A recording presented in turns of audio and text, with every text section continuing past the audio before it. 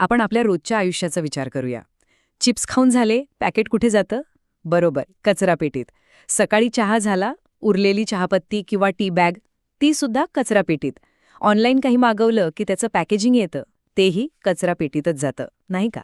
आणि हे सगळं टाकल्यावर ना आपल्याला कसं वाटतं की चला, आपलं काम झालं, घर स्वच्छ झालं. कचरा एकदा का आपल्या डोळ्यांसमोरून दूर गेला की आपली जबाबदारी संपली असं वाटतं.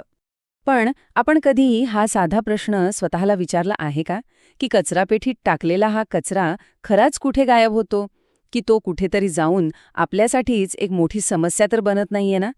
चला, आज आपण याच कचरापेटीमागचं सत्य काय आहे ते जाणून घेऊया. तर मग सुरुवात करूया आणि बघूया की आपल्या घरातून बाहेर पडल्यावर या कचऱ्याचा प्रवास नक्की कुठे आणि कसा होतो. आपल्याला साधारणपणे काय वाटतं की ही प्रक्रिया खूप सोपी आहे. आपण कचरा घरातल्या डस्टबिनमध्ये टाकतो. रोज सकाळी कचऱ्याची गाडी तो उचलून नेते आणि मग तो थेट रिसायकलिंग सेंटरमध्ये जातो. सगळं किती स्वच्छ आणि व्यवस्थित वाटतं नाही का? पण आता आपण वास्तवाकडे येऊया. खरी प्रक्रिया यापेक्षा खूपच वेगळी आणि थोडी गुंतागुंतीची आहे. आपल्या देशात आजही आपल्या घरातून जो कचरा बाहेर पडतो त्यातला खूप मोठा हिस्सा वर्गीकरण केंद्रातून सरळ लँडफिल नावाच्या ठिकाणी पाठवला जातो. याचा सरळ अर्थ असा की आपण रोज जो कचरा फेकतो तो कुठेतरी एका ठिकाणी साठवून त्याचे अक्षरशः डोंगर तयार होत आहेत. हो, हे अगदी खरं आहे. कचऱ्याचे डोंगर ही काही कल्पना नाही, तर आपल्या अनेक मोठ्या शहरांमधलं हे एक कठू वास्तव आहे. आणि हे डोंगर कशाने तयार होतात? तर आपल्या आणि माझ्या रोजच्या कचरापेटीतून. मग हे लँडफिल म्हणजे नक्की काय असतं? सोप्या भाषेत सांगायचं तर ही शहराबाहेरची एक मोठी जागा असते, जिथे शहरातला सगळा कचरा कायमचा साठवून ठेवला जातो.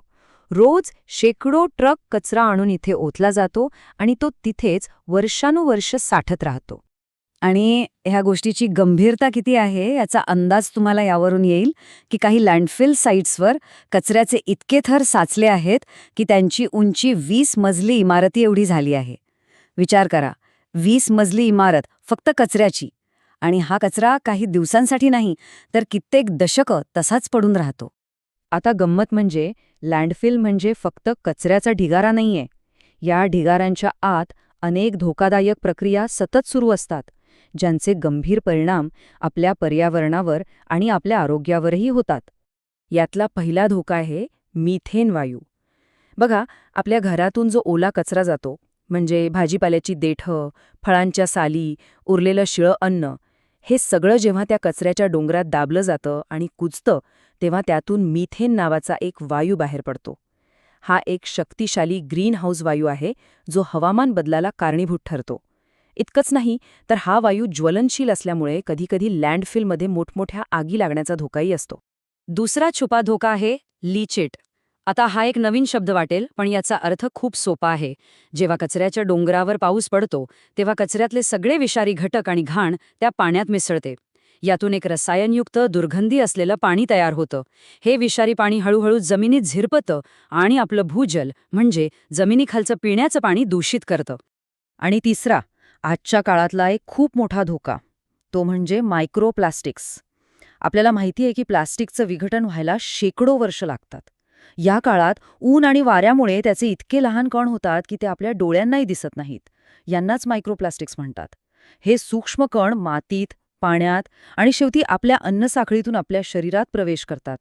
हे सगळं ऐकून खूप भीतीदायक वाटू शकतं, नाही का? पण एक चांगली बातमी आहे, या समस्येवर उपाय आहे. आणि या उपायाची सुरुवात कुठल्या मोठ्या कारखान्यातून नाही, तर आपल्या घरातून, आपल्या किचनमधूनच होते. आपण अनेकदा काय विचार करतो की आपण कचरा रस्त्यावर नाही, तर कचरापेटीत टाकतो, म्हणजे आपण एक जबाबदार नागरिक आहोत. पण खरी जबाबदारी फक्त कचरा योग्य ठिकाणी टाकण्यात नाही, तर तो मुळात कमी निर्माण करण्यात आहे. कारण कचरापेटी हे समस्येचं उत्तर नाही, ती फक्त कचरा आपल्या नजरेआड करण्याची एक सोय आहे. आता एक खूप इंटरेस्टिंग गोष्ट पाहूया.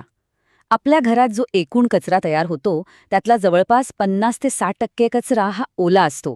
म्हणजे भाज्यांची सालं, फळांचे अवशेष, उरलेलं अन्न. आणि गंमत म्हणजे आपल्या घरात जो कचरा सर्वात जास्त तयार होतो ना, त्यावर उपाय करणंही तितकंच सोपं आहे. हा जो सगळा ओला कचरा आहे, म्हणजे भाजीपाल्याची सालं, उरलेलं अन्न, फळांच्या साली, चहापत्ती, हे सगळं आपण घरातल्या घरात कंपोस्ट करू शकतो. आजकाल बाजारात बाल्कनी किंवा किचनमध्ये सहज ठेवता येतील असे कंपोस्ट बिन मिळतात. ह्या प्रक्रियेमुळे कचरा तर कमी होतोच, पण फक्त 30 ते 40 दिवसांत आपल्याला आपल्या झाडांसाठी उत्तम प्रतीचं नैसर्गिक खतही मिळतं. म्हणजे कचरा ही समस्या न राहता एक उपयुक्त साधन बनतो. बरं, मग उरलेल्या सुक्या कचऱ्याचं काय करायचं? कागद, पुठ्ठा, स्वच्छ प्लास्टिक, काचेच्या बाटल्या आणि धातूच्या वस्तू हे सगळं आपण वेगळं करून आपल्या नेहमीच्या रद्दीवाल्याला किंवा भंगारवाल्याला देऊ शकतो. फक्त एक छोटीशी गोष्ट लक्षात ठेवायची. प्लास्टिकचे डबे किंवा बाटल्या देण्यापूर्वी त्या एकदा स्वच्छ धुवून घ्या, म्हणजे त्यांचं रिसायकलिंग करणं सोपं होतं. काही वस्तू अशा असतात ज्या सामान्य कचऱ्यात अजिबात टाकता येत नाहीत, जसे की कचरा म्हणजे आपले जुने मोबाईल, चार्जर, बॅटरी, आणि दुसरं म्हणजे मुदत संपलेली औषधं. हा कचरा जर लँडफिलमध्ये गेला तर त्यातून खूप विषारी घटक बाहेर पडतात. त्यामुळे कचरा सरकारने नेमून दिलेल्या संकलन केंद्रांवर आणि औषधं काही विशिष्ट औषध दुकानांमध्ये किंवा सामाजिक संस्थांकडे जमा करणं खूप महत्त्वाचं आहे. तसंच जुने पण अजूनही वापरण्यायोग्य कपडे आणि चपला बूट फेकून देण्याऐवजी गरजू लोकांना दान केल्यास त्यांचा योग्य वापर होतो. अनेक सामाजिक संस्था यासाठी कपडे आणि इतर वस्तू गोळा करण्याची मोहीम राबवत असतात.